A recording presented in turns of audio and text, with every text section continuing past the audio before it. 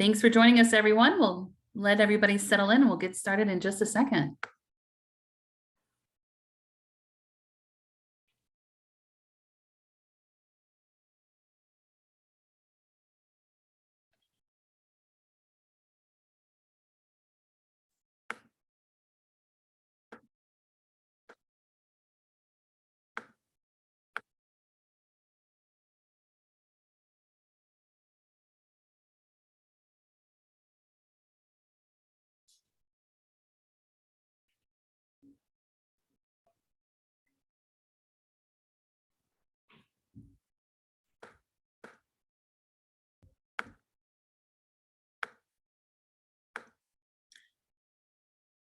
All right, great. Thank you, everyone, for joining us, and welcome to our second Mobilizing Chicagoland Summit virtual event.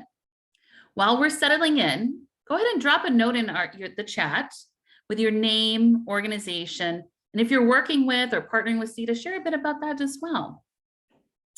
Today, we're thrilled you're here for the Vision to Rebuild Chicagoland virtual town hall. If you weren't able to join us for our previous event, don't worry.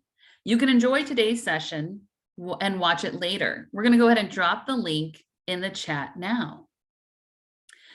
Just a quick overview. Our last town hall was about the current state of poverty in Cook County. We really dove into the topics like employment, housing, mental health, and more.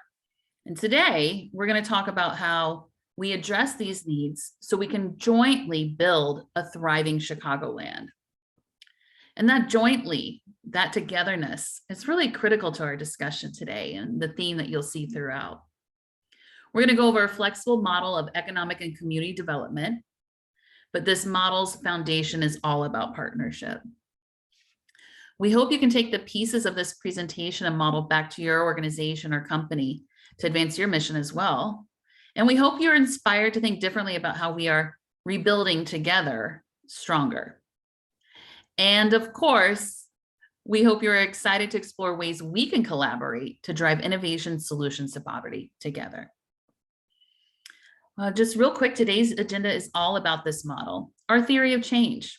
We're going to discuss what informs this vision, how we adjusted our mission, vision, and values to keep alignment, review our theory of change, and finally, end with a fantastic panel discussion on community engagement featuring 3 amazing community advocates. It's really friends, family, and new friends. It's really an exciting, outstanding panel.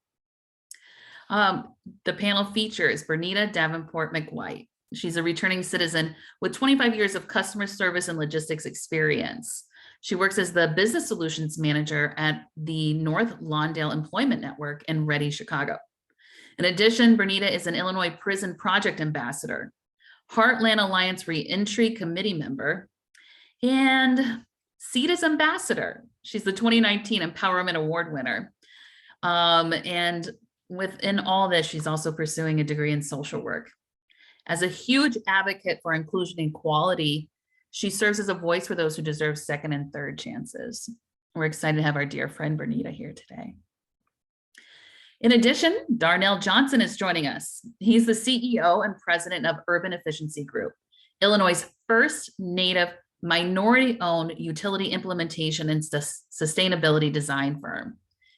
He has over 2 decades of entrepreneurial, social science, and sustainability experience. We're also proud to call him a partner on our Green Generation Workforce Initiative. Fundamental to his work is a commitment to engineering solutions that humanize sustainability for biopic communities, as well as advancing energy equity. And rounding out our panel, Javon Moore. Javon is the planning and investment manager at Austin Coming Together, or ACT. He brings a wealth of experience from his ministry, social justice, and community development backgrounds, having served in both ministry and local government offices. So at ACT, he's responsible for leading the planning and investment team while evaluating initiatives that contribute to and drive planning and investment opportunities. His projects aim to improve the physical landscape of Austin and its residents' quality of life. Now it's my pleasure to introduce you to our dynamic and visionary President and Chief Executive Officer, Harold Rice. Harold, you want to jump in and talk a bit about our strategic planning? Thrilled to jump in, Aaron, and thank you for that introduction. Like Aaron mentioned, we're going to review our strategic plan and the theory of change to illustrate how organizations can structure their thinking around vision building. While some of the elements may be CETA specific, we hope to look at the thought process will be helpful. So, what is theory of change? It is an actionable model often created within strategic plans. To future-proof a theory of change and strategic plan, it is important to incorporate a lot of built-in flexibility.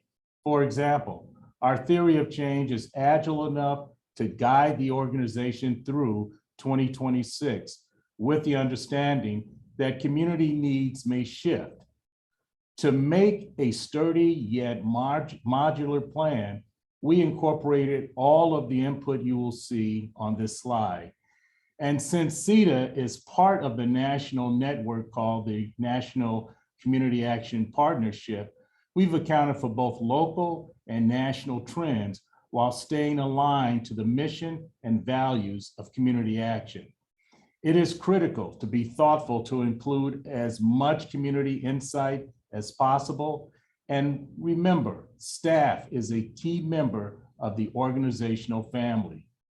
Mission, vision, and values play an interesting role. They both inform and are potentially altered by strategic plans and theories of change. They represent both who we are and what we are driving towards as an organization. Compare the old mission and vision on this slide to the new ones. They are similar, but are more focused. Our mission is empowering individuals, families, and communities facing poverty to secure a better quality of life. We envision supportive and resilient communities where individuals and families are healthy, economically secure, and thrive. And our values are adaptability, client service, collaboration, innovation, and integrity.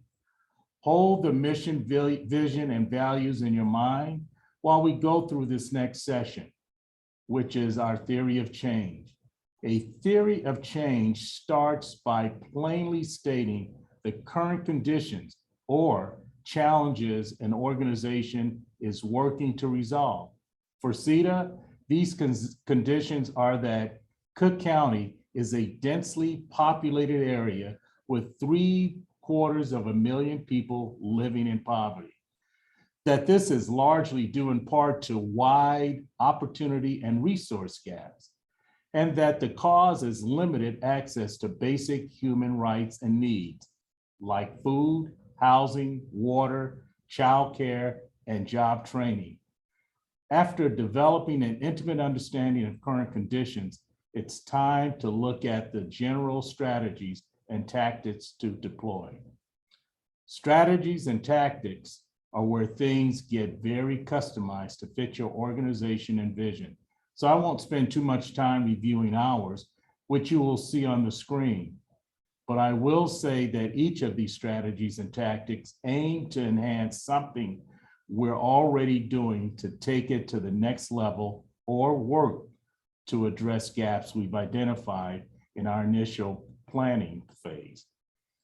The outcomes we've included here answer the question, what does your vision look like? Once we've strategically worked through this plan through 2026, what impact do we need to see in our communities to determine success? And what goals should be included in the strategic plan to measure the degree of success? For CETA, communities will be supportive and resilient, and families will be healthy and thriving when we see these outcomes. These outcomes, community resources, are coordinated and customized to household and individual needs. New resources are secured and leveraged. Effective partnerships are driving community improvement, and ultimately, more individuals and families are served.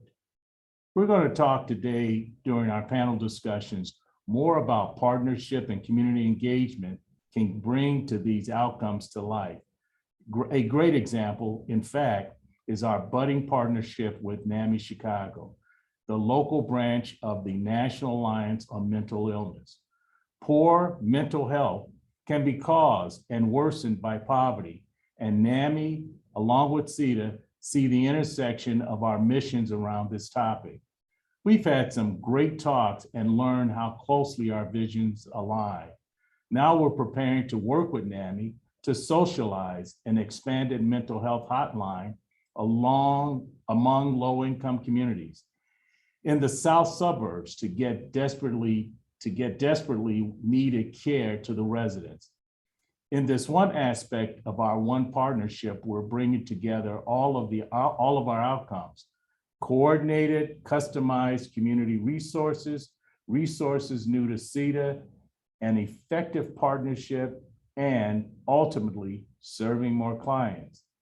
And a quick note to developing partnerships and coordinated resources, another critical partnership we've embarked on is our convening partnership with Unite Us, which is an integrated referral platform that allows organizations to send client information quickly and easily to other partner agencies.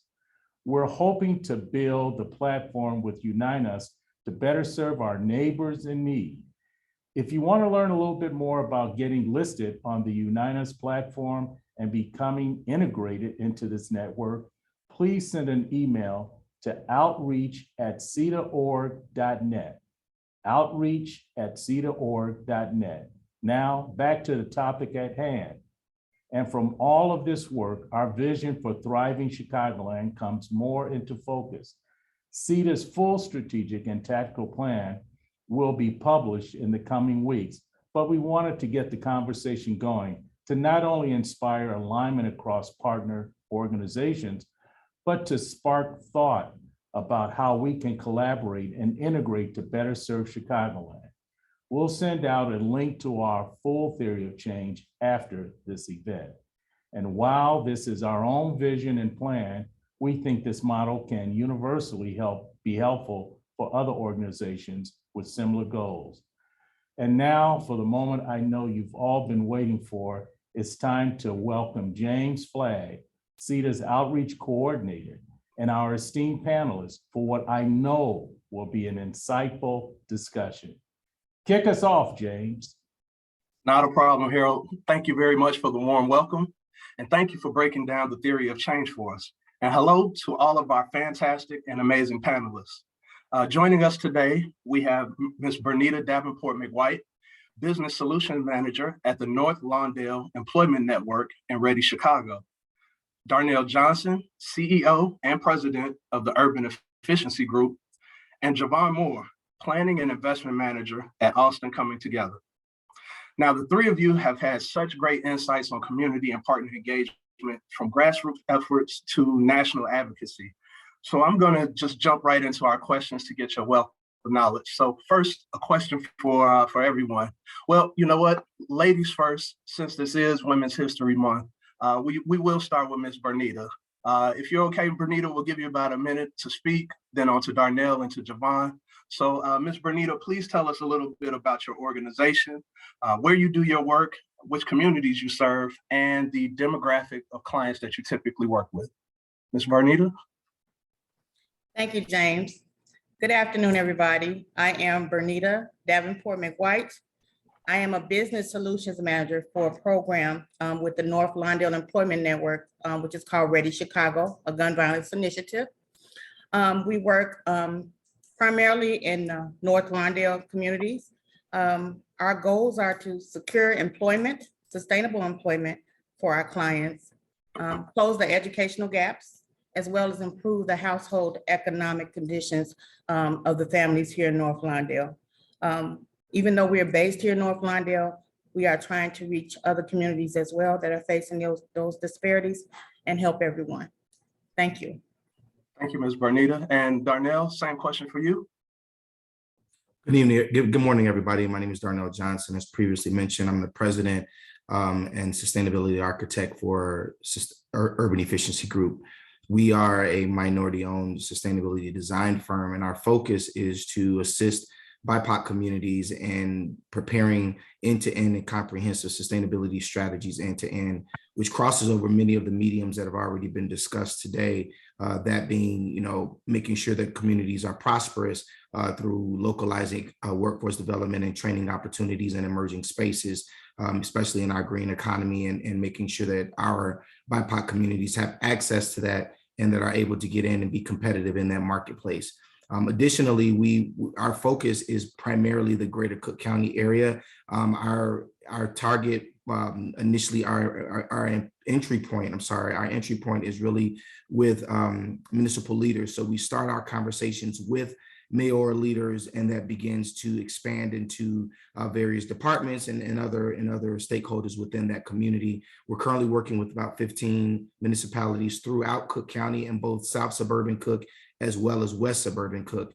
And that is focused on, again, to build end-to-end comprehensive sustainability strategies and taking sustainability and making it more of a systemic approach versus looking at these individual pieces of sustainability in silos. So we look forward to the additional conversation. Same here, Darnell. Thank you for that. And Javon, lastly, same questions for you, sir. Sure. Well, hello, and thank you, James, for leading this conversation, and thank you to Harold and to the entire team at CETA. So grateful to be here. Again, my name is Javon Moore. I serve as a planning and investment manager for Austin Coming Together. And Austin Coming Together, the group in which we serve is right in our name, Austin. It's the neighborhood of Austin. It is the second largest geographical neighborhood within the city of Chicago. And in addition to that, it is have about 90,000 residents or so. Most of them, about 77%, are African-American, about 15% Latinx, and about 5% are identify as white. So as an organization, we were founded in 2010 with the goal and vision of creating a healthy and thriving Austin community. In addition to that, our mission is to work to increase the collective impact of our member organizations and improving on education, economic development outcomes throughout the Austin community. Ultimately, one of our goals, and I'll probably talk, I hope we may get a chance to talk about this a little bit later, is to really work on helping to bring all of Austin together. So that's part of our name, Austin Coming Together, to bring Austin together. As I said, it's one of the largest geographical neighborhoods in the city. So we go all the way as far south as Roosevelt Road, as far north as just past North Avenue, almost to Grand, and as far west as Harlem, and as far east as just past Cicero. So it's a pretty large community. Our goal is to help bring it together, help work with other organizations, and help bring these organizations together. And so we're a member-based organization that works to strive for collective impact among our member organizations to help meet the needs of our Austin residents and community. Oh, fantastic. Thank you, Javon, for that background. And matter of fact, thank you all for the background information. These are very vast communities, as Javon mentioned, but these are such important communities to serve as well. Now, Bernita, I'll officially start the questions with you. Not only are you a critical part of the North Lawndale Employment Network and Ready, as you mentioned earlier, but you're also trained in curriculum, cognitive behavioral therapy, and holistic support. Now, with your diverse background, can you tell us some of the most successful tactics you've used to effectively reach out to communities in need? And just as a follow-up to that, you did bring up a great point about community engagement.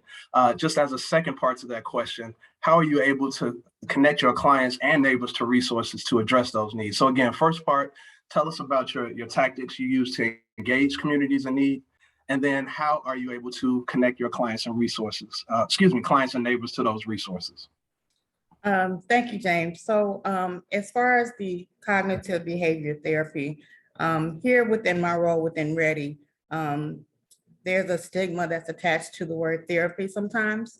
So we like to meet our clients where they are. So we have turned it into CAD, which means control, alt, delete, just basically changing your thought process. A lot of my tactics I use is really just being transparent and telling my own story.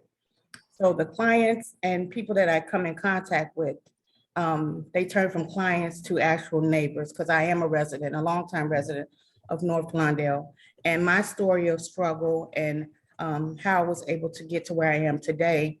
I share that with my head held high. I am a returning citizen, but now that I am working with North Lawndale Employment Network, I have a lot of opportunity to tell my story of how I know what it's like to be unemployed and dealing with a background or housing instability and things like that. I'm really vocal in my neighborhoods. I am bold in my approach. I'll put it that way. I knock on neighbors' doors, get to know them. Different organizations in North Lawndale know me just as me popping up. Hi, I'm Bernita Davenport. This is the organization I work with, but I also try to compare our mission statements because North Lawndale, we're really big on improving the potential of our North Lawndale residents, to be able to sustain employment and secure employment actually within a year. But we don't also just focus on employment, it's a lifestyle change. And to know that you have someone that is in the community, knows what the struggles are, the disparities. I make sure that we focus on inclusion. A lot of North Lawndale residents feel like there's no hope. There's a lot of systemic changes that need to be made, injustices as well. But to be a resident and walk this journey with them, to see their strengths, their hopes and challenges, we have that in common. Right now, our community is dealing with closure of stores that would benefit those that are below the poverty level. And with those closing now, our neighbors have to go almost 2 to 3 miles to get to a store that they can afford to buy, fresh produce and things like that. So I don't have any high-tech tips. I just be myself. My story of being incarcerated, coming home and knowing what the struggles are and reaching out to those to let them know there is hope. Not everyone has given up on North Lawndale. I definitely haven't. So I'm giving back to my community that way. And I make that known to the organizations within my community as well. Oh, thank you for that. No, not a problem. And that's great insight, especially, the fact that you brought up about being transparent and that shows the relatability, because I'm sure you realize in a lot of these situations, it's very difficult for people to ask for help. And if they feel like, they don't have anybody to reach out to, or they're unable to connect with anybody, then, those services don't get met and they don't get a chance to obtain the resources that they need for empowerment. Now shifting to Darnell, again, Bernita brought up a great point about her strategies used to empower communities and their residents. In her words, her in your face method is a great way to engage those hard to reach clients. But she's very relatable. And this is a great way to sustain or build community relationships. So I wanted to bring you in to talk a little bit about that sustainability. Can we talk about sustainability for a moment, Darnell? Sure, absolutely. Of course. Who am I asking? I know you're always down to talk about that. So please take a few minutes just to discuss from your perspective how community investment builds sustainable communities. And in the same description, can you give us a definition on what a sustainable community is? Sure. So first of all, I think that it's very important that we level set on what it means to be sustainable. Sustainability has been used oftentimes as a platitude, and many folks don't really understand what it means. It somewhat lives in a shrouded in mystery. And so we have various iterations of what folks believe sustainability is. But when we're looking at sustainability from our firm's perspective, it's really about making sure that everything within a community, ranging from economic viability to physical health and access to health resources, to making sure that we have access to fresh fruits and vegetables, making sure that there is adequate, training opportunities, and then also looking at the things that are causing physical threats to our well-being because of environmental contaminants and compromised outdoor and indoor air quality issues. So when we begin to look at all of these things and understanding what sustainability really means, everything that Bernita just said, I found a way to cross-reference to sustainability. She talked about poverty, and poverty falls under prosperity for us within our sustainability model. How do we make sure that there's access to, access, awareness, and affordability around localized training opportunities, and making sure that those training opportunities are within emerging spaces that are disproportionately underrepresented by folks of color, right? So that brings me into the clean economy conversation and talking about weatherization and energy efficiency and community solar, and talking about electric vehicles and electric vehicle charging stations. All of these are emerging spaces within our broader society that BIPOC communities are severely underrepresented in, by and large, because many of them don't really understand that these are actual viable industries that are career driven, and they're not just jobs, and they are paying more than living wages, and they're not going anywhere. Like this clean energy economy is only growing. So we have to be able to understand what's available from an economic standpoint. The other thing is making sure that folks understand that sustainability has a direct impact on one's individual health, and understanding that we're talking about, when we begin to look at sustainability, we also have to talk about those social determinants or social contributors of health. What's causing Cook County to be the #1 county within the country with reported asthma among seniors and youth? Well, a lot of that has to do with the compromised indoor and outdoor air quality that our homeowners and our residents breathe in, because they're living in older homes that are not adequately energy efficient. And then we get into this whole conversation about energy burden. Why are folks within underrepresented communities and BIPOC communities paying more per month in smaller dwellings than folks in more affluent communities are paying, that live in homes that are 3 times the size of the homes that we're living in? That's because of things that we are not adequately informed about, and therefore don't understand the direct rate of return or the impact that it has on us from a sustainability perspective, right? Yes, of course, we get into the climate aspects of sustainability as well, but one of the things that we're really big on is making sure that we humanize sustainability so every person can understand what that means. And so how do we bring about that understanding? That's where we layer in the conversation of investment, how we get our faith-based and community-based organizations, our practitioners and our stakeholders that are experts within these various spaces to be able to have meaningful dialogue with community leaders, starting with our municipal leaders and trickling down to our stakeholders, which are our residential stakeholders, making sure that everyone in that supply chain within that community ecosystem understands what it really means to be sustainable, unify the voices, and then begin to make the appeal to those individual agencies or entities that have funding resources and support to be able to direct those resources so that we show equitable distribution and allocation of those resources. I think that it's hugely important, as we talk about this in a final point, is that we understand that as resources are made available at the federal level that trickle down to the state level that then move to the county level, that there must be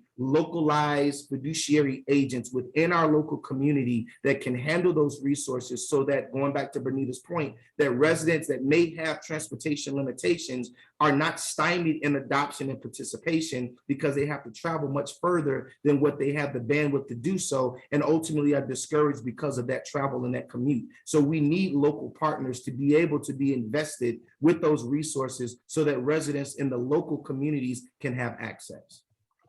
No, fantastic. Oh man, you hit on so many different points. I almost don't know where to start, but I did want to, highlight something that you kept bringing up. The transferring of knowledge and information to underserved communities, particularly, our youth, because they are the future. And you mentioned, a number of initiatives dealing with green or renewable energy, and it sounds a lot like you were talking about our Green Generations Workforce Development Program. And for those that don't know, that G2 program of Green Generations is a partnership with Darnell, his organization, CETA, and the University of Illinois, where, as Darnell mentioned, we're taking those resources and that knowledge base, and we're infusing that into, to high school classrooms and high school education to better prepare our future generation of leaders. So with that in mind, Darnell, can you give us a glimpse on how the G2 program advances those sustainability goals that you referenced? Absolutely, and that's a great question. So G2 Green Generation is an intergenerational youth advocacy, sustainability, and workforce initiative. As James mentioned, is a partnership with Urban Efficiency Group, with CETA and the University of Illinois. And ultimately, that program targets our youth starting in high school. One of the biggest gaps within preparing workforce development is that we often become polarized by the workforce deficit that currently is facing us today, and not giving enough consideration to those same deficits that will impede our workforce liquidity 4 years into the future. So by being able to bring students in early, teaching them how to gain the certifications needed to get into these emerging spaces, making sure that they understand sustainability and advocacy and what does it mean to advocate for things that you feel very strongly about, recognizing who those stakeholders are that they should be able to go and have those conversations with. And then when you get in front of those influencers and those stakeholders, knowing how to engage them in a way that's meaningful to your end result and your end outcome. Through the investments that CETA has made and through other relationships and other partners, we've been able to tap into District 205, which is the Thornton Township High School District, or Thornton Township District. And we've been able to identify, last year we started with 10 students, we ended up completing with, we started with 15 students, we ended with 10, and those 10 students were all African-American with the exception of one young lady who was African-American and Japanese. And within that, we were able to get those students national certifications through the Building Performance Institute, which is the national credentialing agency for home energy performance and weatherization efforts within the country. These students are, without hyperbole, are the youngest students in the country to hold these certifications. We actually went to BPI, asked them to relax on their age requirement, which was previously 18, to allow us to get these students into the program. Now these students are learning and have gained 2 certifications last summer. They'll return this summer to gain an additional 2. So by the time they complete high school, they have a total of 6 certifications that will put them in positions, if they choose not to go to college right after high school, where they can enter into this green economy and immediately start making a living wage, which is also a career ladder opportunity. These are the types of forward thinkingness that I think is important if we want to close the wealth gap, if we want to begin to show diversity and inclusion within these emerging spaces that are currently disproportionately underrepresenting students of color. And then even if these students decide not to go into home energy performance, the mediums of influence that they will pass over because of this opportunity will also encourage them to potentially maybe go into political science, or they may be interested in civil engineering, or they may be interested in environmental engineering, all which are also areas that are severely underrepresented by minority communities of color. And so this is all designed to intrigue our students early on, early exposure, to encourage early engagement in some of these markets that are so critical to the overall sustainability of our communities. I mean, our politicians and our political leaders and our elected officials, they are the drivers behind what happens in our local, county, state, and federal offices. And so if we don't have adequate representation of folks that understand how to advocate, understand how to frame out the issues from a sustainability perspective and trickle that down to layman's terms so that everyday residents can understand the benefit to them, then we're sorely missing the mark. Fantastic. And Bernita mentioned it earlier. You hit on that as well. It's just, taking the time to invest in our future, and our future is the youth. This is a great opportunity. I'm not sure if you guys caught wind of that, but these are some of the youngest individuals in the United States to have these national certifications and accreditations, which, for obvious reasons, will set them up with a number of opportunities in their life, whether it's leadership, management, getting into political science, or even, building sciences, as Darnell mentioned. So this is a great initiative. Thank you so much for expounding on that, Darnell. We're going to transition to Javon momentarily. But another thing Darnell pointed out is that these type of initiatives do not happen without dedicated or committed partners or stakeholders, all seated at the table working towards the same goal.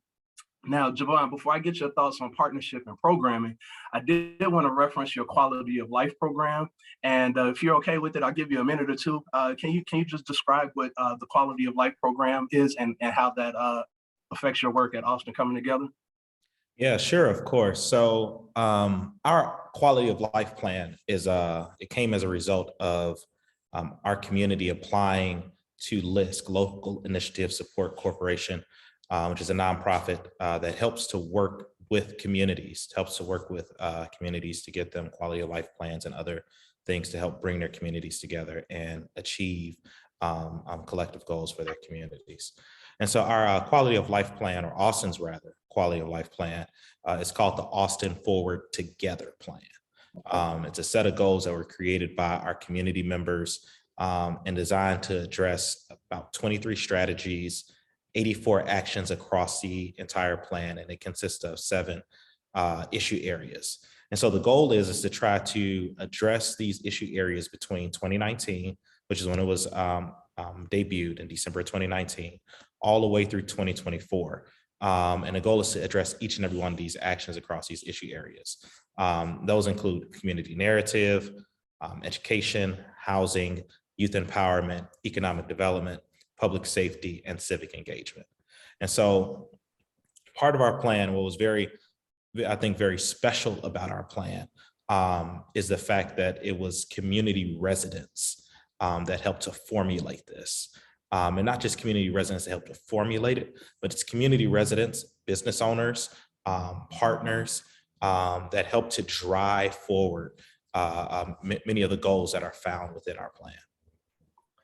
Fantastic. Oh man, thank you for that, Javon. Your role with Austin Coming Together is very active in creating and cultivating partnerships. And I know we keep hearing that theme over and over in the last 2 responses. But I'm sure this work ensures that your efforts are connecting meaningfully with the Austin community. And I do want to just commend you for your hard work and dedication, but also shout out to Austin Coming Together for being a standard bearer with the community engagement approach with the Austin Forward Together initiative.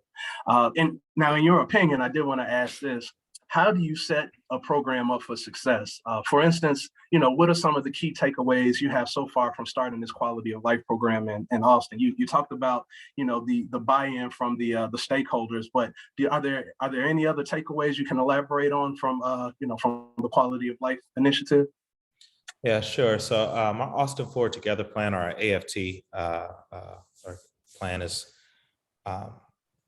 pushed forward because of our community residents that are part of this. It was over 500 of them that were present when it was debuted. The start of it began as community residents came together, not just community residents, but to bring together many of our nonprofits throughout Austin, brought together many of our businesses throughout Austin that seek to try to help and to create change within our community, and to bring these groups to the table to figure out what was most important. And probably one of the key takeaways that I think that as an organization that we've learned throughout this process is the importance of listening, the importance of hearing what it is that the community is saying. But I'm a firm believer that listening only goes so far. Once you have information, you have to do something with it. And so as a result, the establishment of our quality of life plan, the goal for it was not to create this and say, hey, this is what the community wants, and it sits on the shelf. But rather the goal was to create this plan to be able to use it to advance and push forward initiatives, push forward development, push forward addressing challenges that are present in our community, and to push those things forward so that we can be able to help be able to see that change. And so it is, using this plan, it gets brought up a lot around here in our Austin community. So when we're having conversations with the city, or when the city's trying to figure out, what can we do in Austin, we got a whole plan to say, hey, this is what the community wants. When there are other elected officials that, are in talks with developers, trying to bring, business to our community, it is clear that, hey, this is what the community wants. We hold this plan up to say, this is what the community wants. And so it is not only, as I said, just listening, but using that information you have to help drive forward some progress, to help drive forward solutions to address the different needs of community. And so, as I said, listening, and then also I probably have to add at least one more. It's definitely one of the successes, I think, of our plan is the fact that there is so much collective buy-in throughout our Austin community. And so we meet with different groups within our community to help drive this forward. So from our business groups, and many of them serve within our economic development team, and those that are concerned about the Soul City corridor, which is along Chicago Avenue, those that are concerned in the area of education, they meet together with our education task force. And so it's collectively finding these different groups and pockets, and even meeting with people that maybe just be interested in trying to do good work, whether they're residents or they have an organization that serves our neighbors and constituents. It is important for us to be able to come together, to collaboratively work together, to be able to help to achieve these goals. No, great points that you hit on, Javon. Thank you so much for your insight on the quality of life program and engaging the communities that that we work and we live in. You hit on a couple great points. I think the thing that you led with was the buy-in from the community, or excuse me, the community feedback, and getting their assessment of what they needed, and then using them as resources at the table to kind of drive and push this program forward. And at CETA, we can definitely relate to it, to that aspect, because our community needs assessment is essentially the foundation for our Mobilizing Chicagoland initiatives. We get the feedback from the community, they tell us what they want and we need, and then we put the plan in action, and like you say, bring the stakeholders together to bring the community wishes to a reality. So thank you so much for an in-depth discussion on how you and Austin Coming Together does that. Before we wrap up, I did want to just ask a question to everyone. This will be for all panelists. Now, we've spoken extensively about partnering to serve Chicagoland. And this is for all of you. We'll start with you, Ms. Bernita. What are tips you have for establishing meaningful connections with other like-minded organizations or even businesses? I think Javon hit on that on his last point, but we want to highlight what tips you have for engaging these partners and like-minded organizations or even businesses to support your initiative. So Bernita, we'll give you 2 minutes to discuss that, please. Okay. Thank you, James. Yes, ma'am. So once again, it's built upon relationship building for me, networking. When I see different businesses move into the North Lawndale neighborhood, I pop up, but I like to know, how many people from North Lawndale are you gonna employ at your new business? Questions like that, and I hold them accountable. I think one advantage of when I go and talk to people, whether it's politicians, stakeholders, I'm able to control the narrative because I am actually a resident. So they're not hearing from someone that's coming in with statistics about North Lawndale. I live the life of the North Lawndale residents, and I know what the needs are. So I'm speaking for my whole community when I talk to them. But accountability and awareness is really big to me. I hold them accountable. If you tell me you're gonna pour resources into North Lawndale, you better believe we're gonna come back and hold you accountable. How many North Lawndale residents did you actually employ? So yeah, just following up and holding them accountable and being able to control the narrative that is gonna reflect the North Lawndale community. And that's a great point to bring up. A lot of businesses, they want to do business in these communities, but they don't include the residents in their business plan. So Bernita, you hit on a fantastic point about really, driving up or drumming up that community engagement and buy-in. Darnell, I know you touched on a lot of the connections with like-minded partners and businesses earlier in your previous question. You got 2 minutes. Did you want to add anything to those points about, establishing those connections with partners of like-minded businesses? Of course, I think that for me, the most important thing is to, outside of just understanding the mission, is also understanding their philosophical methodologies. Because many times we interact with organizations, and I want to applaud something that Bernita just said. We look at organizations that have similar mission goals and values, but the way by which they obtain and deliver on those goals and values are fundamentally very different. And we get into conversations around diversity, equity, and inclusion. And as we begin to talk about that, it's my experience that most folks that talk about DEI have very different views about what that means, understanding that each one of those words has a lift of its own that's independent, that ultimately supports a larger ecosystem of the DEI movement.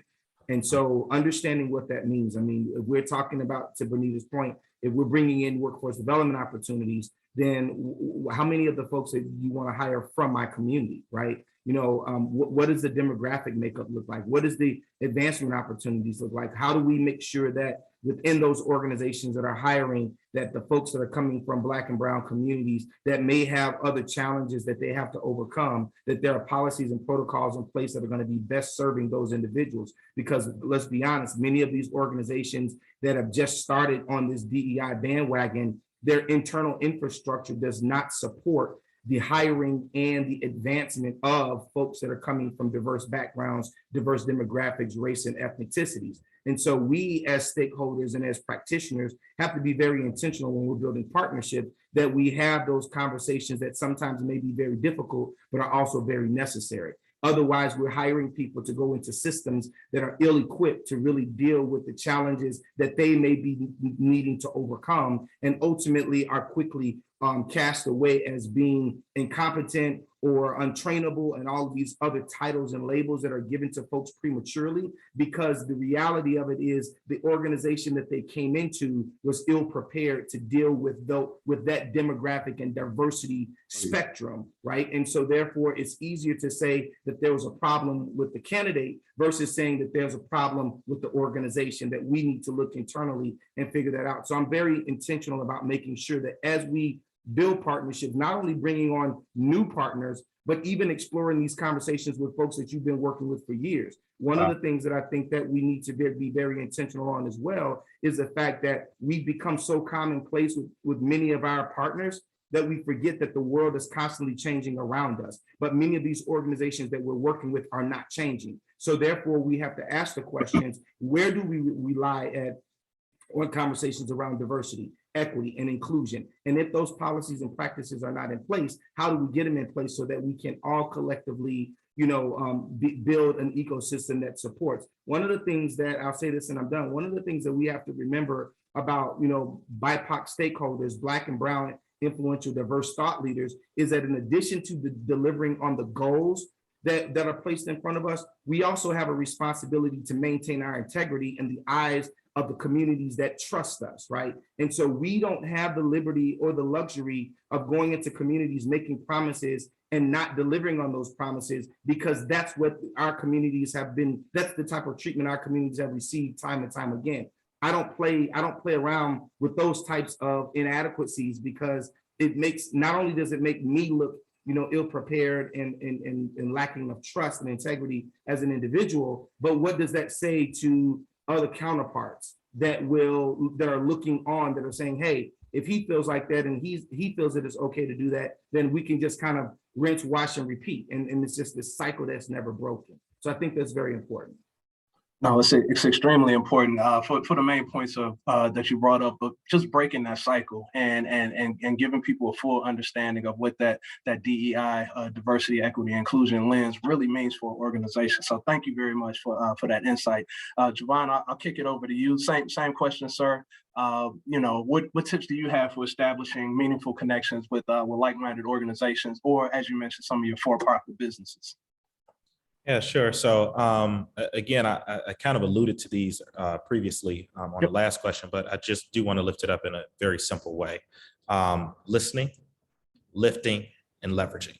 Listening to what community has to say, lifting up what it is that they've said to those that are able to do something with it, and then leveraging collective impact and power.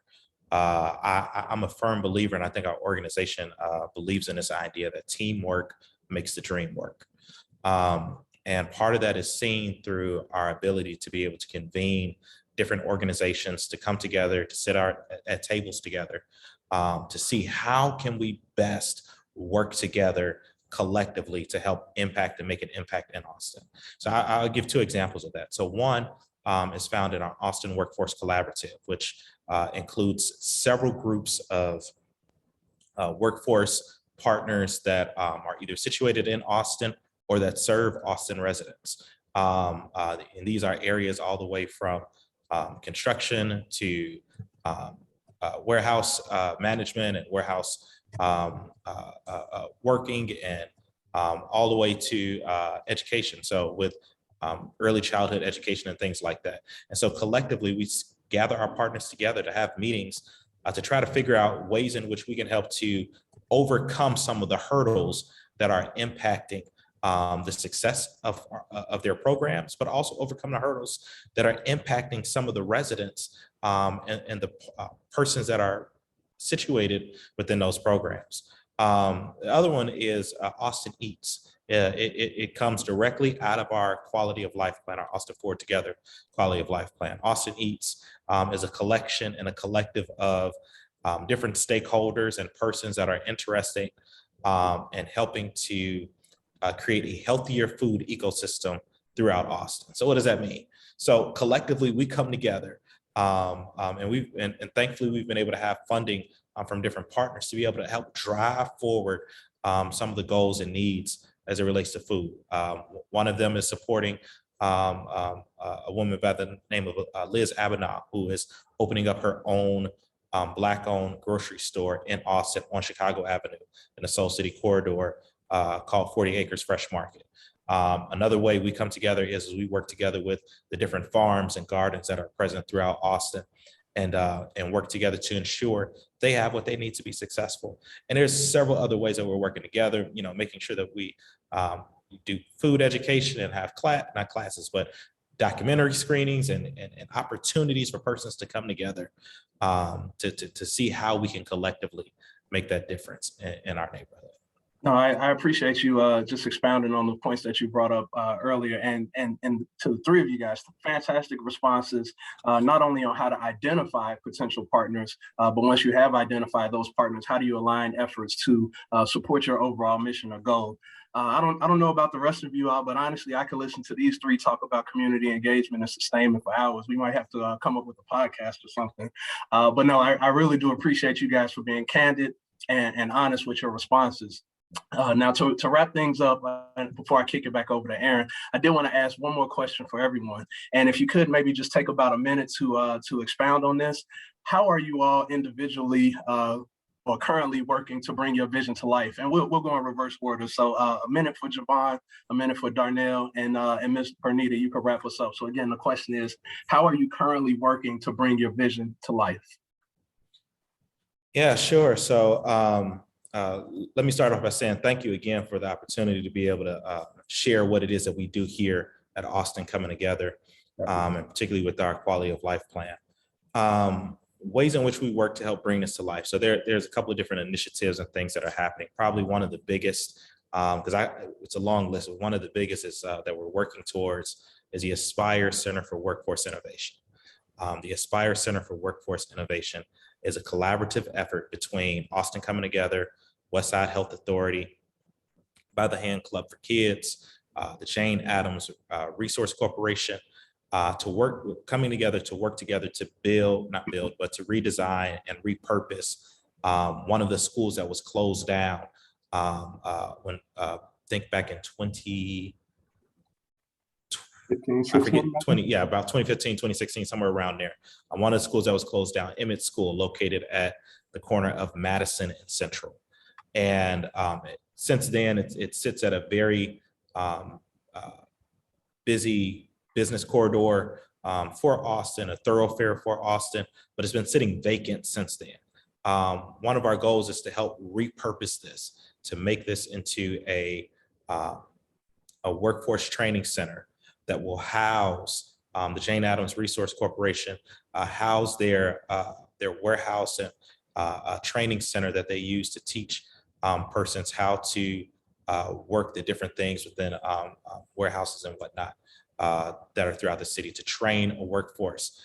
So in creating and training a workforce, it helps to create people with jobs. It'll also attract more businesses and to be able to come to our neighborhood, to be able to employ this workforce. If these persons are employed, they're able to have jobs that allow for them to buy homes within our neighborhood. And so ultimately our goal with this is to try to use this as an incubator, use this as a driver, almost like a carrot to help drive other development within the Austin community, and even particularly along Madison and Central. And so with that, our goal is to try to help bring that to life. If you have any questions, if you have any thoughts on how you would like to learn more about what we're doing, how to get involved, feel free, either go to our website, austincomingtogether.org, or you can shoot me an email. It's jmoore, and I'll put it in the chat, jmoore@austincomingtogether.org. All right, thank you. Thank you so much, Javon. And I hate to power through these last 5 minutes. I know we're getting close to the end. Darnell, I know I said 2 minutes, but I want to give you and Ms. Bernita maybe about 30 seconds to highlight, how you all are currently working to bring your vision to life, and then I'll kick it back over to Aaron. So Darnell, can you give us a quick synopsis on that before we close out? Sure, real simple, man. It's by empowering humanity. The way that I get my vision out is really about making sure that other people that may not necessarily have the same lens or even be in the same conversations are being brought into those conversations. Human beings is the greatest asset that we have. The better the people are, the more informed the people are, the better our world and our programs will be. And so it's through empowering humanity that we see our vision continue to live on, because without a successor, there's no success. So you need people to be empowered. Thank you for that, brother. Ms. Bernita? Thank you, James. So really quick, the best way I can describe it is to continue to press forward our mission to increase the economic advancement and quality of life of our North Lawndale residents. And aside from that, like I said, I am an Illinois prison ambassador. So we're concentrating on mass incarceration, bringing some of these fathers back into the home. And the reentry committee that we go into the prisons and talk to inmates and give them hope and let them know there's a pathway when they come out, once again, to be successful and be financially stable. Thank you. No, thank you all. Ms. Bernita, Darnell, Javon, thank you guys so much. Amazing discussion and insights. I know I'm personally feeling inspired to get out there and deepen our relationships and partnerships through CETA. So thank you for sharing a little bit of information about you all and your organizations. At this time, I am going to kick it back over to Aaron to close us out. But thank you also to everyone in attendance today. It's always great to see so many thought partners in one place working towards a shared goal. With that, Aaron, it's on you. Thank you, James. Thank you again to Harold, Bernita, Darnell, and Javon. Your words really make an impact, and we're thrilled you could join us today. We talked really high level today, looking at the big picture of creating community change in Cook County. But to bring those visions to life, we all need resources and funding. To those who've already donated as a part of this summit, you have our deepest thanks. Your generous support fuels our work and empowers underserved communities. For anyone still considering their gift, I want to share, a little bit more about the G2 program you heard about today. It's a program that is not possible without donations and sponsorships. For this program alone, an example of what your impact could be is for $1,000, a student can receive a stipend to enable them to participate. $1,500 can fund a student through their 7-week training course. And $3,000 could support home performance and urban sustainability certifications for a student. In addition to funding opportunities for this amazing program, we're also launching sponsorship for our upcoming annual meeting on May 4th, which we hope you'll join us there as well. To give to support our mission, please head on over to ceta.org.net/donate. Huge thanks to all of you, dedicated community leaders, for giving us your time and attention today. I hope you have a safe, warm, and healthy week. Take care.